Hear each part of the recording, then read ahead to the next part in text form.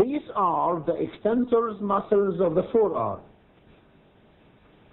They are arranged into a superficial and a deep group. The superficial group, in general, arises from the common extensor origin from the front of the lateral epicondyle. They begin laterally by the brachioradialis muscle, which arises from the upper two-thirds of the lateral supracondylar ridge of the humerus. This muscle lies lateral to the brachialis muscle with the radial nerve in between. It forms the lateral boundary of the cubital fossa and covers both the radial nerve and radial artery in the forearm. It is inserted into the lateral aspect of the lower end of the radius. The brachioradialis overlaps the two radial extensors of the wrist. The extensor carpi radialis longus and extensor carpi radialis brevis. The extensor carpi radialis longus arises from the lower third of the lateral supracondylar ridge, while the extensor carpi radialis brevis arises lower down from the common extensor origin from the lateral epicondyle. The longus muscle is superficial to the brevis,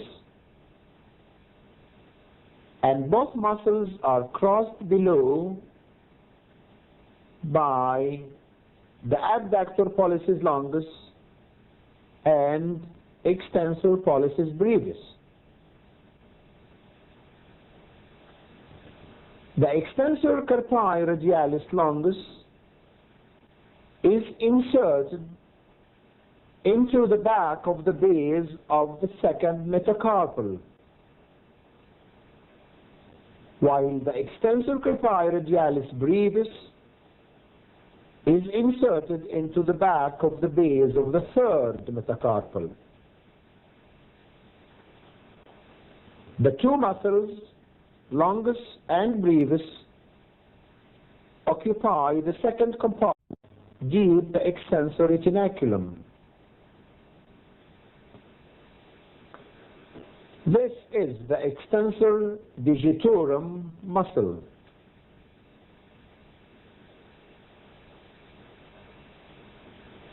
It arises from the common extensor origin, and its four tendons pass to the medial four fingers.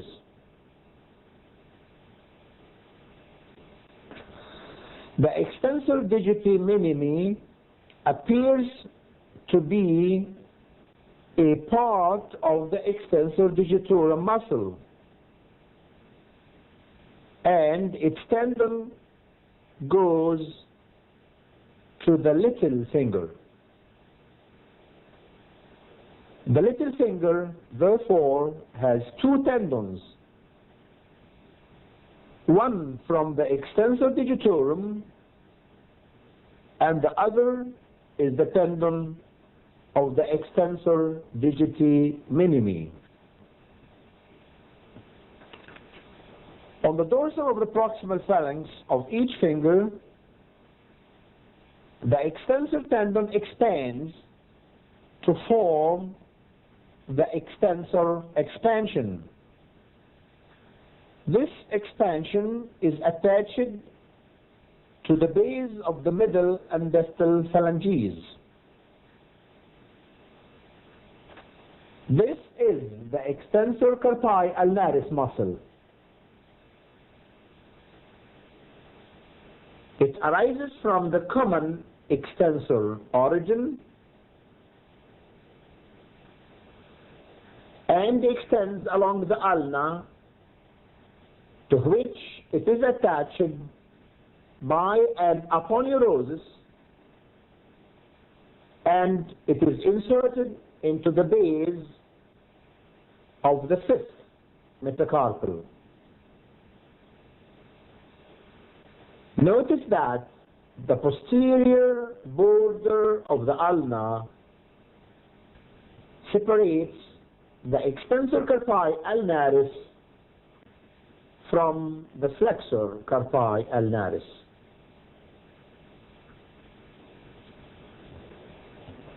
This is the anconeus muscle. It is the shortest muscle of the group. It arises from the lateral epicondyle and is inserted into the upper fourth of the back of the ulna.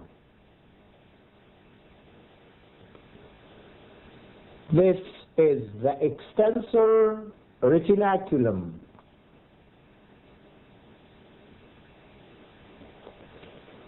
It extends across the back of the wrist and holds the tendons of the extensor muscles within the 6 compartments deep to it.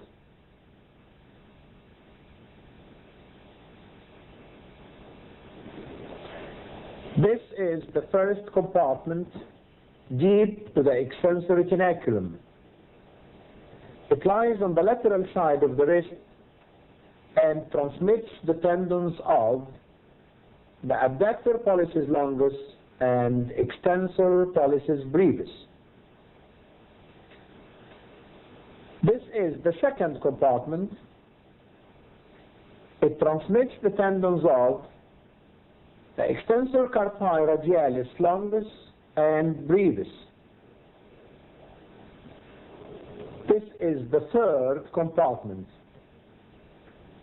It transmits the tendon of the extensor pollicis longus only. This is the fourth compartment.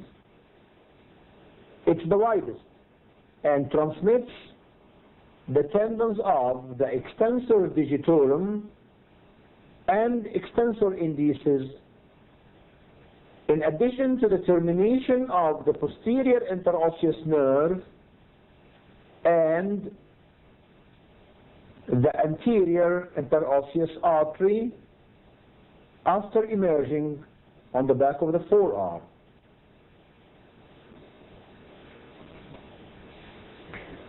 This is the fifth compartment. It transmits the tendon of the extensor digiti minimi, which is a very slender tendon. This is the sixth compartment. It transmits the tendon of the extensor carpi ulnaris. Here, the superficial group of muscles are divided and reflected to show the deeper group. This is the brachioradialis. This is the extensor carpi radialis longus. This is the extensor carpi radialis brevis. This is the extensor digitorum. This is the extensor digiti minimi. This is the extensor carpi ulnaris.